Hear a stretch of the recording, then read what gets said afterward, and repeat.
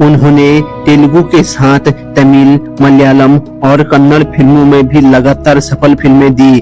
उस अंधा कानून, मुझे शक्ति दो, गिरफ्तार, अग्निपथ और सुहाग जैसी नमस्कार दोस्तों, आज हम बात करेंगे भारतीय सिनेमा की उस खूबसूरत और बेहतरीन अभिनेत्री की जिन्होंने हिंदी ही नहीं बल्कि तेलुगु, तमिल, कन्नड़, मलयालम और ओडिया फिल्मों में भी अपनी शानदार पहचान बनाई। जी हाँ, हम बात कर रहे हैं माधवी मैम साहब की। आइए जानते हैं उनकी जिंदगी की पूरी कहानी, उनकी जिंदगी का पूरा सफर।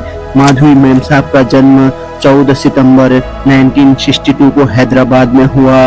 उनका वास्तविक नाम कनका विजय लक्ष्मी है। बचपन से ही उन्हें नृत्य और अभिनय की गहराई में रुचि थी।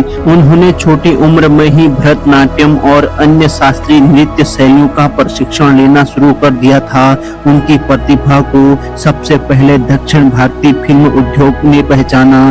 किशोरावस्था में ही उन्हें फिल्मों के प्रस्ताव मिलने लगे और उन्होंने तेलुगु फिल्मों में अपने अभिनय करियर की शुरुआत की। शुरुआती फिल्मों में ही उन्हें मासूमियत, भावपूर्ण अभिनय और शानदार स्क्रीन प्रेजेंस ने दर्शकों का दिल जीत लिया। धीरे धीरे माधवी मैम साहब दक्षिण भारत की सबसे लोकप्रिय अभिनेत्रियों में गिनी जाने लगी। उन्होंने तेलुगु के साथ तमिल, मलयालम और कन्नड़ फिल्मों में भी लगातार सफल फिल्में दी।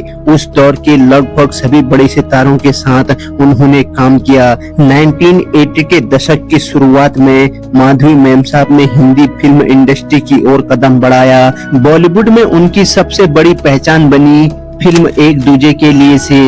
इस फिल्म में उनका किरदार भले ही छोटा था, लेकिन दर्शकों ने उन्हें नोटिस किया। इसके बाद उन्हें कई बड़े फिल्मों के ऑफर मिलने लगे। उन्होंने अंधा कानून, मुझे शक्ति दो, गिरफ्तार, अग्निपथ और सुहाग जैसी फिल्मों में दमदार अभिनय किया।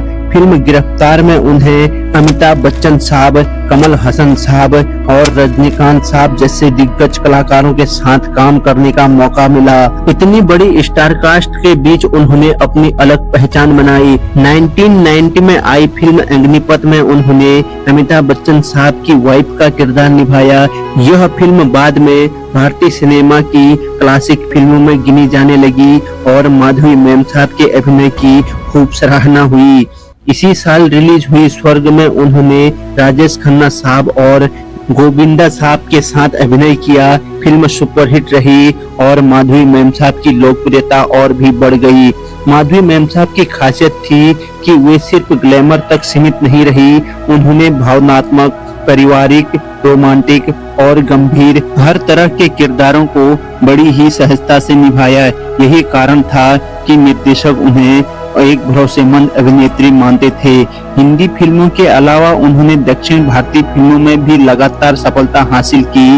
अपने करियर में उन्होंने लगभग 300 से अधिक फिल्मों में अभिनय किया, जो अपने आप में एक बड़ी उपलब्धि है। अगर इनके निजी जीवन की बात करें तो वर्ष 1996 में उन्होंने फार्मास्यूटिकल व्यवसायी राल्फ शर्मा से विवाह किया।